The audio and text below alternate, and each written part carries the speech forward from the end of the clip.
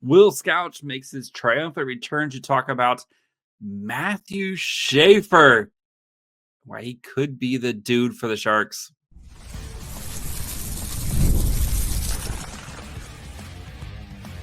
You're Locked On Sharks, your daily podcast on the San Jose Sharks, part of the Locked On Podcast Network, your team every day.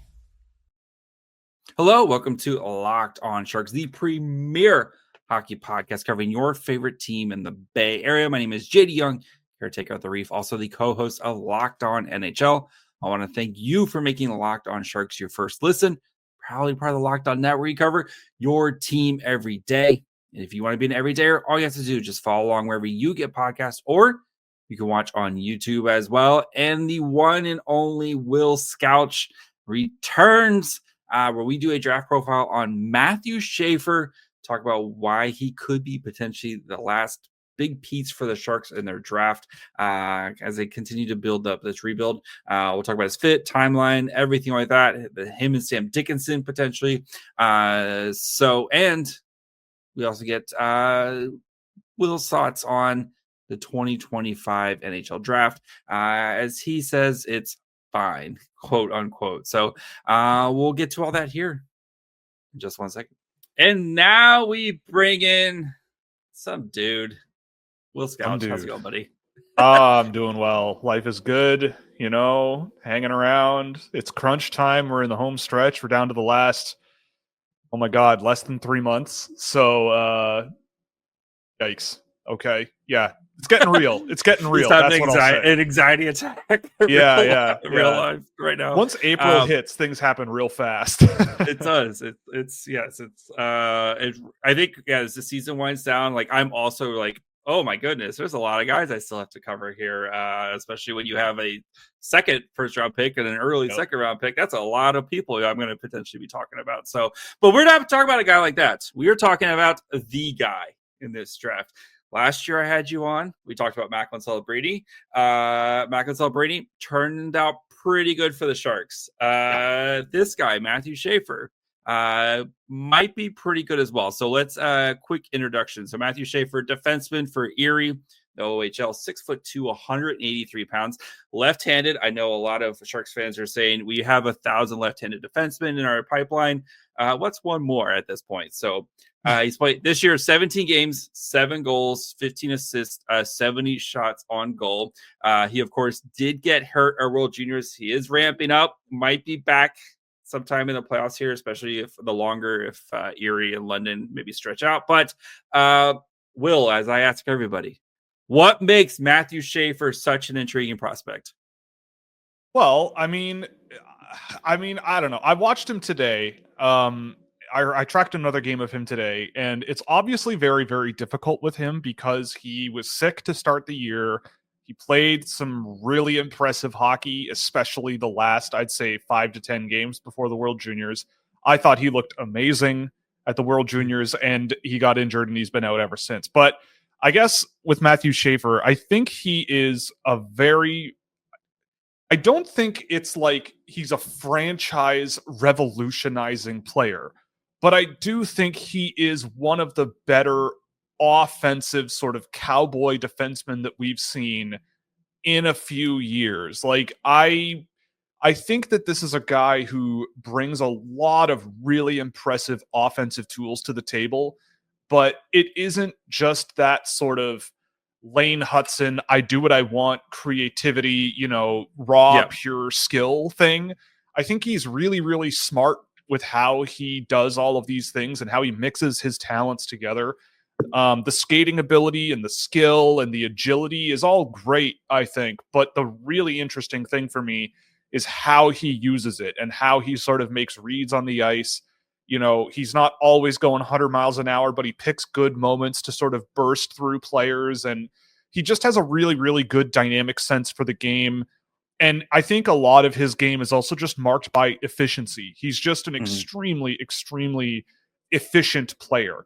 When he makes passes in transition, he's spotting really good options. Generally, he is, looking up the ice and trying to make passing lanes work. And more often than not, on paper, by far, he's successful. And on the defensive side of the puck, like I think that I have a little bit more reservation, but overall the results are still very good. And I think again that comes down to how he uses his feet to defend and how he gets to loose pucks first and how he sort of monitors the ice and positions himself. Like by and large, all of these things come together really, really well to make, I think, one of the most intriguing offensive defensemen that have come around in a while.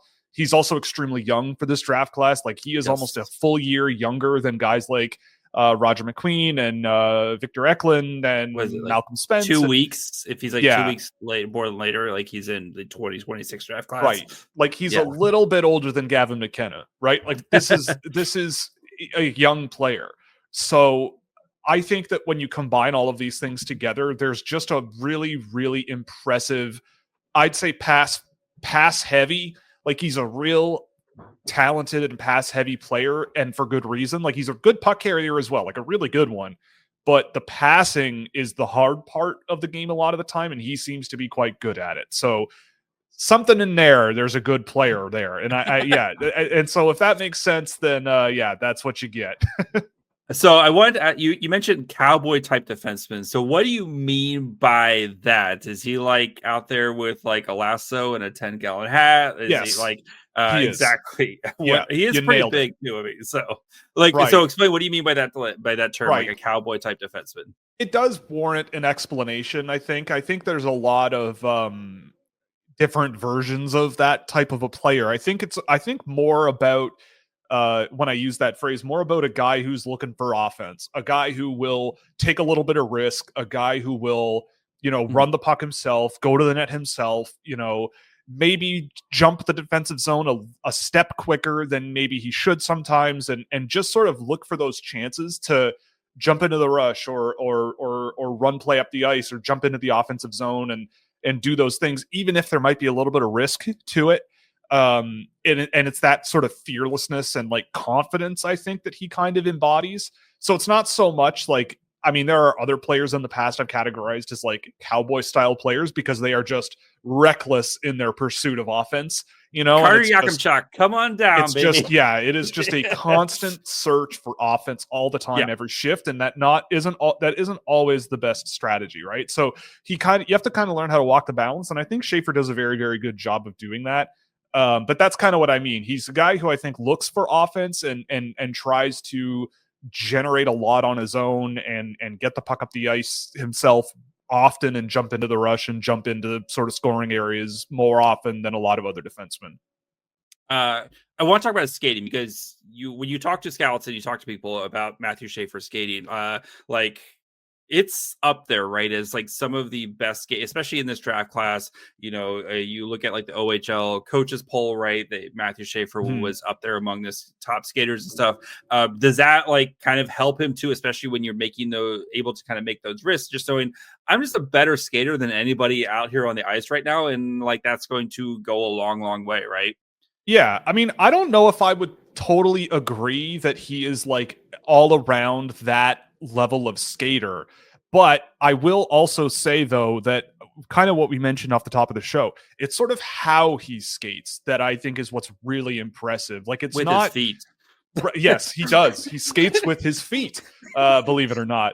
But I mean more that like, when he has the puck below the goal line and he goes end to end, it's not the most, he's not the fastest, most evasive, whatever guy quarterbacking that play all the way up the ice and going end to end doing all that stuff. But when there are situations like on a defensive breakout, let's say, and he pivots, to go from skating forwards to just shimmying slightly 5-6 feet to the right to sort of drag defenses a little bit and open up lanes and create options for himself and all of those things, like he does that really well. Like that ability to change angles and get his body in the way of players pursuing him and finding ways to just use his feet to protect the puck and create offensive opportunities for himself. I think though the really impressive thing is when he does sort of put his body in the way of a defender and he pivots out of that situation, skating forwards again, he can be really, really explosive there. Like that's where you see him, I think, create a little bit of a gap between defenders and himself. So in that case, yes, I think that in terms of skating ability, you see a lot there in Matthew Schaefer that I think projects really, really well. Obviously, with the youth, you know that there's going to be further developments here, and I can only imagine where he's going to go from here, because I think what makes him so intriguing is the way he thinks the game. Like, you can see there's something different about how he sees the ice and how he sort of, he's like a field general, kind of like the way he sort of moves guys around on the chessboard, you know, and works off of his opponent is really different compared to a lot of other players that I watch. And I don't think that's an accident. So I think he's a really, really smart player. We interviewed him on our channel earlier a few months ago, and he came off as a kid who really wants to understand the game and really find any advantage he can to get through his opponents. And like, that's kind of how he plays. And so I'd say the way he uses his feet to do that is really, really, really high end. And in terms of the raw output and like raw speed and pure, just holy crap style of skating, I don't think it's there, but I'm not saying it can't be in a couple of years. Like, it probably won't take very long for him to be a really, really high end player in that regard. All right, before we continue with Will, we continue diving into Schaefer, talk about his fit. Again, might be a solid fit for the Sharks. Just need to take a quick break. Looking for a snack that's both delicious and nutritious? Crack into a good source of protein with wonderful pistachios. Wonderful Pistachios is one of the highest protein nuts. Each 1 ounce serving has 6 grams of protein, giving you over 10% of your daily value. Plus, they're packed with fiber and better for you unsaturated fats to help keep you feeling fuller longer. Personally, I love the shell variety, the in-shell ones where it's you get the little crack. It's nice to hear. Just the plain salt ones are what I like, but they have a ton of different flavors. Or if you don't like the shells, they have the no-shell variety. It's a perfect grab-and-go snack for busy days. So get snacking and get cracking with these snacks that pack a protein punch. Visit wonderfulpistachios.com to learn more. The big question, right? I mean, the Sharks are trending to be a top 2, most likely picking the top 2, and it's probably most likely to come down to Schaefer or Misa, right? And you look at the way the Sharks have drafted, you know, you have Macklin Celebrini. I think it's safe to say Macklin Celebrini's well on his way to being pretty good. Probably, yeah. Will Smith, I think, especially the second half of the season, right? You've seen Will Smith blossom into the player that I think a lot of people expect him to be. And there's still some questions about Will Smith, but I still think he's well on track, right? If you're the Sharks, I know you never want to draft for need, but that one piece that feels like it's missing is that super high-end defenseman. And if you're Mike Greer, like, is this potentially that final piece? I mean, for me, picking first overall this year, if it's me, is a really tough decision, but it also isn't, because I think really highly of both of those players, Misa and Schaefer, and I don't think they're so different in a lot of ways, and they are also both such high level players that you kind of can't go wrong. Yeah, they're going to bring really good. They're going to bring really good things in different areas of the game to your team. And I honestly, on my own, I don't know if I'd be comfortable making that decision. I probably would really want the committee to sort of come to an understanding, right? Like, I don't think I could be king of the world and make the right call there on my own. So I don't think if you're a Sharks fan and you have the first or second overall pick, like, it's the end of the world either way. You get a good player. If you get Misa, you get a really good player. Getting a really good player. Yes. Right. And look, in this year's draft class, like, things open up so fast, and I get the feeling that this is going to be one of those draft classes where there are a lot of players who might in a few years from now sort of settle into blocks of similar rules, right? Like, I don't think anyone in this draft right now you can look at and go, this guy is for sure number 1 defenseman, 30 minutes a night. This guy is for sure first line center, 25 minutes a night. Like, I don't think you can do that with anybody here. Not that I think you should do that generally with anybody, but I do think that there are a lot of really good players. So even if San Jose ends up 3rd overall, I think they'll have a choice of quite a few very, very interesting players. But to answer your question, I mean, like if it's first overall and I'm the San Jose Sharks, I really do think long and hard about taking taking a Matthew Schaefer, because he does have that more offensive leaning style of play that I think they could really use as a sort of focal point of the future of the team. I mean, but again, like I look at the depth chart of the team and what they've got in the pipeline, and I go, yeah, but you've also got Sam Dickinson there. Luca Cagnoni's scratching on the NHL surface. You know, even an Eric Polkamp has been a great NCAA defenseman, and you don't have that premier sort of definite 100% sure he's a center type player. And so, is there an argument questions there about Misa? Is he 100% a center? I would say he is. Too?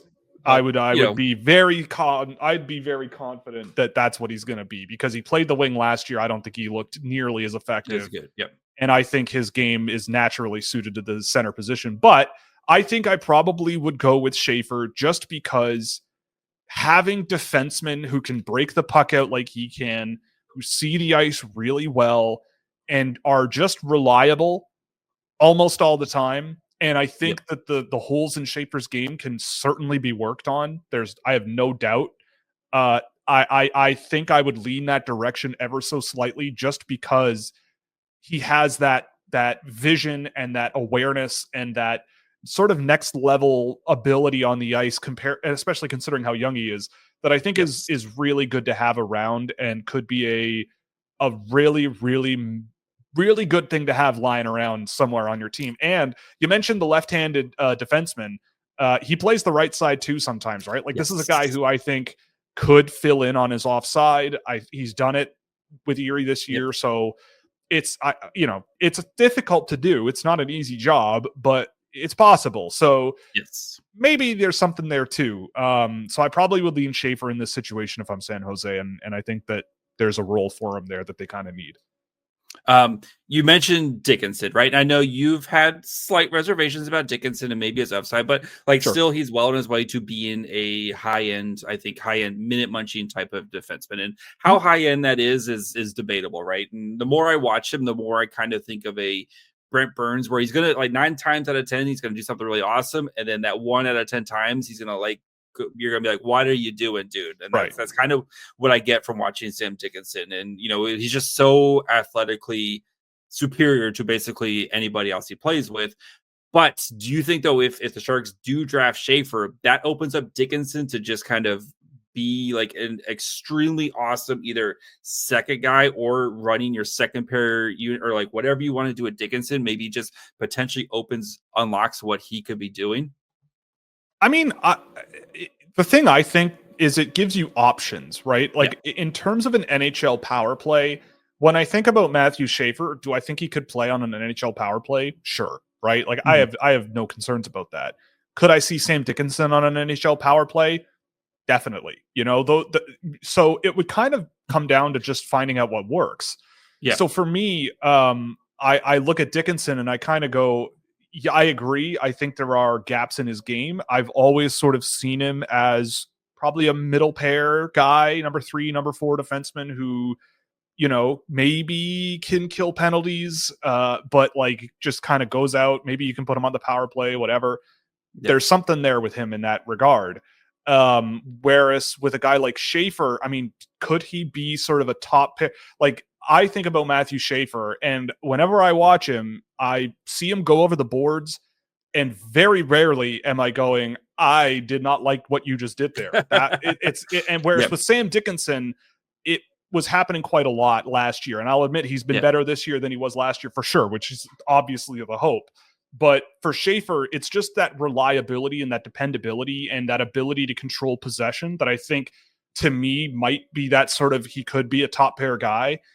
And again, if you have that sort of, it also alleviates a little bit from Dickinson, right? Like Dickinson, you're looking at him as like, well, you're the defenseman we have drafted really, really, really high. And so you're the future, you're the hope. Whereas now you have both Schaefer and Dickinson, and you can go, well, 2 guys that can score from the back end and 2 guys that can move the puck pretty well. That's a good thing to have, as opposed to not having Matthew Schaefer. No disrespect to Michael Misa. So to me, I think it would be a good problem to deal with. And I think if you're David Warsofsky, like, you can experiment a little bit, see Ryan what Warsofsky. Works. And Ryan You're Warsofsky. trying to mix David Quinn and Ryan Warsofsky. David, yeah. Wait, David That's Warsofsky. fine. Was David Warsofsky a player in the, I don't know. Whatever. Probably. You've Ryan been tracking him Warsofsky. for a while. Yes. I'm tired. It's fine. But yes, we can't watch. We can't all watch every San Jose Sharks game, you know. Some of us are hashtag blessed. So. Yeah, some of us are blessed. I am not. I'm a pilgrim up here in Canada. But yeah, I mean, I think it would be a good problem to deal with, and I think Coach Warsofsky would be able to figure something out with those two guys together. Yeah. Of course, like, the big thing with Schaefer, right, is the injury factor. He broke his collarbone. I'm not super worried about that type of injury, right? Because definitely a freak accident. It's not like you blew out his knee or, it's a soft tissue thing. Like, broken bone, you kind of feel pretty good about that. But I mean, that is 3, almost 4 months now that he's just not playing. So I assume, even as great as he is, going back next year into the OHL, or if he decides to go the college route or whatever it is, like, another year of playing either in juniors or playing college or whatever he decides to do, is the right move for him, right? I would think so. I mean, obviously he'll be at camp. Whoever drafts him, he'll be at camp, and I imagine he'll get preseason looks. I do think he is pretty physically underdeveloped. I mean, again, he is barely eligible for this draft. He's a little lanky, he's a little thin, and doesn't really have a tremendous amount of a physical side to his game, I don't think. So I think that kind of needs to come a little bit of a ways, and I think a full season in the OHL or college, either one, I don't really care, I think would do him well. I certainly wouldn't be rushing him straight to the NHL unless he has an impeccable summer and just looks unbelievable in preseason. I don't think there's any rush, but you never know. But yeah, I would think another year to sort of come along. I'm not super concerned about his injury either. I mean, especially because he had a much more problematic ailment early in the year, like fighting off mono, coming back. And I thought the first game I saw of him when he was back looked like he just wasn't fully there yet. But then within about like 2 weeks, it just very quickly went, oh, okay, now I see why people are so hyped about this guy. Like, now I get it. And seeing him at the CHL and TDP series, he was great there. And that's when people started sort of chattering about, maybe this kid is the best player available this year. Like, I don't know. This might be actually the first player off the board. And so breaking your collarbone, like, they'll deal with that just fine. It sucks. Yeah, it sucks. But I feel like it's not nearly the same level of concern. And considering how much better he got from the first few games back from having mono to later on and going into the World Juniors, it was a real steep curve upwards. And so I get the feeling that while there might be a bit of a sort of readjustment coming back after playing like maybe what will be 20, 25 games this year. Yeah, maybe it'll take him 10, 15, 20 games to sort of get back into that sort of, vibe. Yeah. But I'm not that worried about long-term sort of impact, especially because, like, if he were a guy eligible for for next year's draft, I don't think anybody would be really talking. People would probably go, well, it sucks that he's injured so much, but like, he'll probably be back next year and have a good draft year, and we'll see what happens. All right. Yeah, I do think, though, like, especially because I do honestly think the Sharks are going to give Sam Dickinson every possible chance to win an NHL job, because he's going to be in that weird, like, he's probably getting too good to be in the O, but he's kind of stuck where he can't play in the AHL. But that's a conversation for later this summer on kind of what to do with Sam Dickinson. So, I think, again, especially since he missed so much time, let him go. And it's not like the Sharks are going to be competing for anything next year. Let Schaefer go do cool Schaefer things next year, and we'll see you later on. So, all right, before we finish up with Will, we talk about the 2025 NHL Draft. Just need to take a quick break. Do you have trouble sleeping? If so, you're not alone. That used to be me, lacking rest, tossing and turning. I was late for meetings. I never felt like myself. That's until I found Bare Mattress. Bare Mattress and their sleep recovery technology helped me fall asleep faster. as well as enjoy deeper sleeps. I felt like myself again, and you can too. Bear Mattress knows that every sleeper is different. That's why they have their sleep quiz on their website that finds you your perfect match. As a side sleeper, I matched with the Elite Hybrid mattress, and I've been telling everyone in my life they have to try Bear Mattress risk-free. You can sleep on your Bear Mattress up to 120 nights, and if you're not getting the best sleep of your life, you can get it refunded. They'll pick it up with absolutely no hassle. So go to bearmattress.com and use my promo code LOCKEDONNHL at checkout to get 40% off site-wide. This offer is not available anywhere else. You have to use my promo code on the very last page of checkout to get this discount. That's bearmattress.com. Use my promo code LOCKEDONNHL for 40% off site-wide. Bearmattress.com, promo code LOCKEDONNHL. Switching gears to the 2025 draft, since this is the first time I've talked to you about it. One word that you would use to describe this year's draft.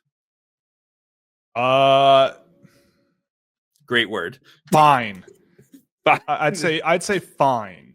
Like, okay. There's a lot of fine in this. Because we've been spoiled the past couple seasons, right? You have 2 years ago, you had Bedard, followed by like Smith and just like a ridiculous amount of talent in the 2023 draft. Last year you had Macklin Celebrini. This year, like even the first overall pick, it's not kind of in stone, and it, like you said, it definitely I think you're being very kind, opens up relatively quickly. I've heard falls off a cliff. I've heard some people say like end of the first round feels like you're picking end of the second round type of guys. So fine, not like woo. Yeah, I mean, so yeah, I think what I mean by fine is I do think there are a good chunk of players who they could be NHL role players. I look at the guys that are out there. I see guys with enough physical tools, with enough adaptability under pressure, enough physical ability to make something happen. Do I think they're going to be all-stars? I don't think so. I don't look at a whole lot of guys this year and go, wow, this guy, like even a Victor Eklund. I have Victor Eklund really high on my board, but I don't look at him and go, I see a William Eklund there where he might be a point a game guy. He might be a 70-point guy. I feel like Victor Eklund. Swedish son is this year. Right. He looks so good. Now that he has friends, Will, he looks well, so exactly. See, find William Eklund a friend. We found William Eklund. And here we are. Yeah. But I mean, like with Victor Eklund, though, he's a great case study in like why production in the NHL sometimes isn't everything. Like, I don't know how productive he's going to be, but I will take a Victor Eklund on my team every day of the week. Like, it is just not even funny how hard he works, how physical he can be, how efficient he is on the ice, and how all over the place he is in a good way. And so that to me is really valuable. And in this year's draft class, like, he sticks out. But there are a lot of guys here who I go, yeah, like, I think there's a lot of like third line centers, grinding wingers who are big and have some physicality to them as well. You can't teach size, Will.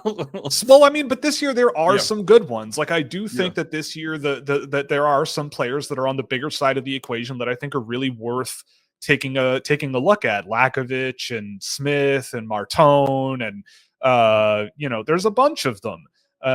Even a little further down the board, right? Like, there are some. So I don't know. I'm not really one to look at a draft class and go, it's bad. This is just not a good draft class and teams should just trade all their picks. Because I just refuse to believe that that's the case. I do think there's players. And I think that there's a lot of interesting swings that you can sort of look under a rock for and maybe get something out of them in a few years. But I mean, am I really looking at this draft as we're going to change the face of our franchise with our 9th overall draft pick? I don't think so.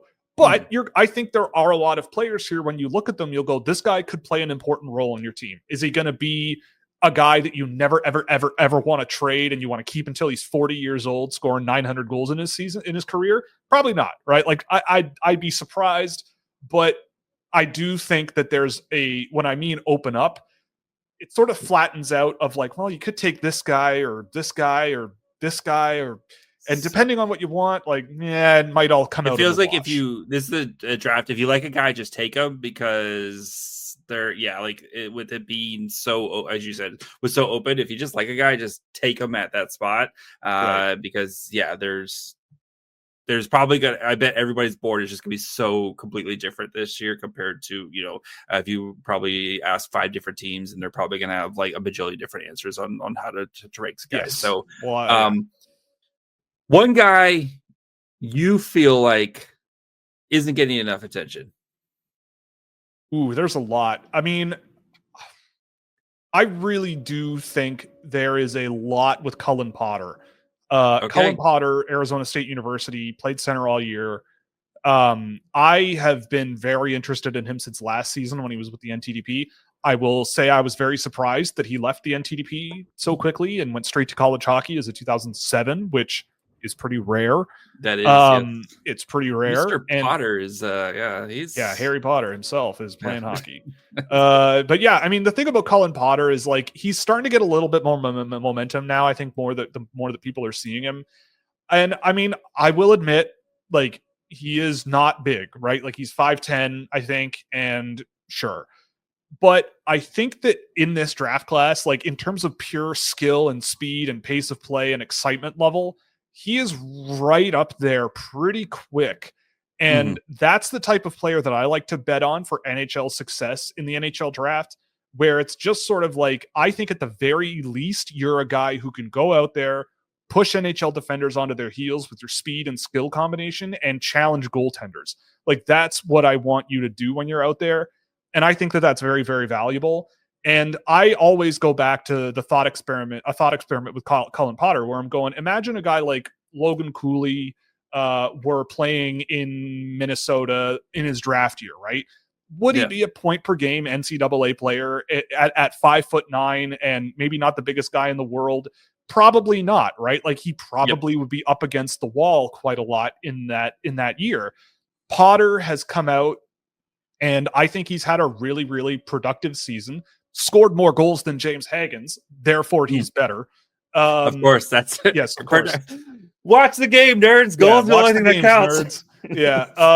But I mean, like, there's a lot of analytical data that I have with Potter that is very, very positive on him in terms of transitioning the puck up the ice. He's more defensively involved than you might think. He's a center who was playing wing last year, and he's playing center in the NCAA on a team that was nationally ranked. Like, it's no joke the role he was playing. And, I felt like a lot of the time he was out skating his line mates. And I think that the big thing he's going to need to maybe adjust is that dynamic ability, that ability to sort of stop up and slow the game down a little bit and not sort of panic and make immediate plays. But he is one that every single time I watch him, I finish the game and I go, that guy was so much fun and electrifying levels of talent in this draft class that I think is really, really underrated. And he's a guy that I think could be available later than he probably should be going. All right. We'll get you out of here with one last question. I know, like, kind of a lot of people have the big four with Schaefer, Misa, Hagens, and Martone. You have another name in there. Martone is not your fourth guy. So explain. So I've got Eklund at 4.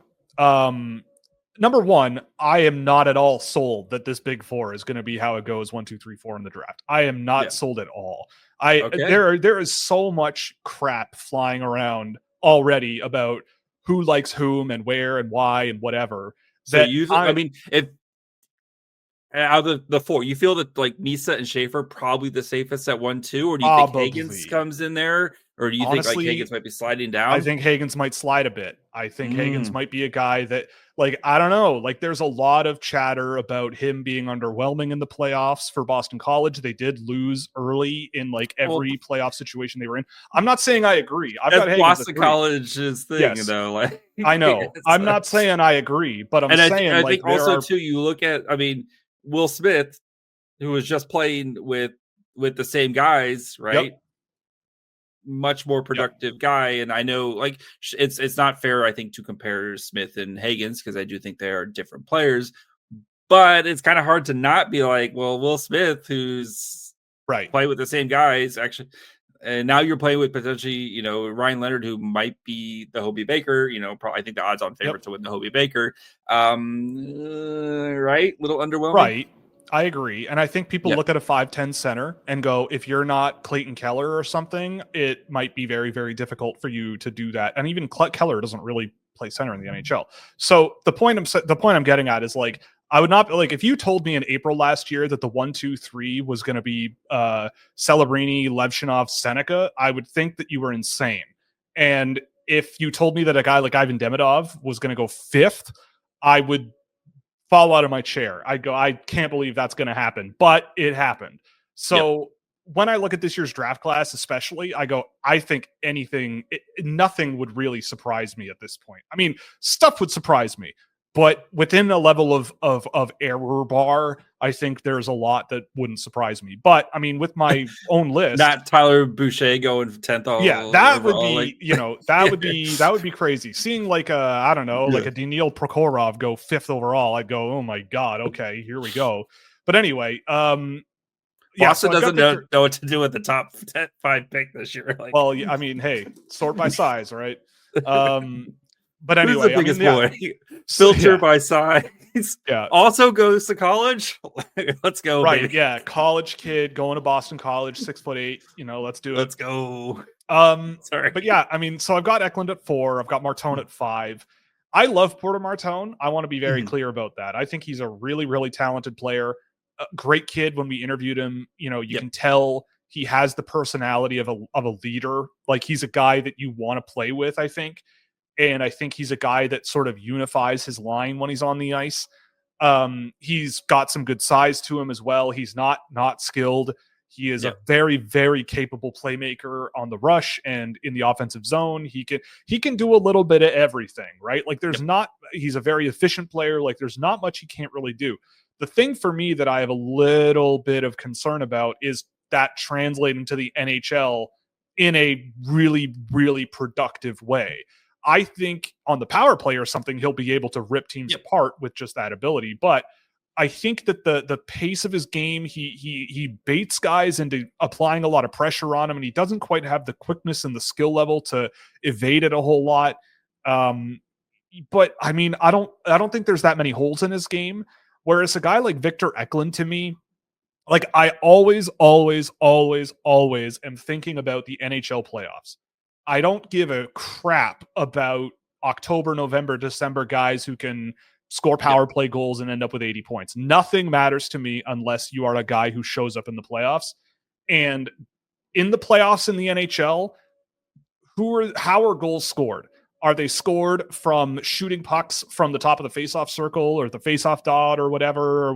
No, they're scored through grinding the puck to the net, rebounds, tips, messy crap that could go either way. And Victor Eklund, I think, is a really good example of a guy who just drives that bus.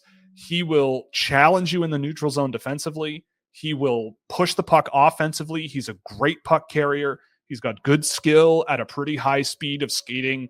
A really, really good shot that I'd want him to use more from better spots. I think that's a huge hole in his game, is that he's shooting the puck, but it's from places where I don't think he's going to score against better competition, but it works in he's in a men's league, but yes. You get my point.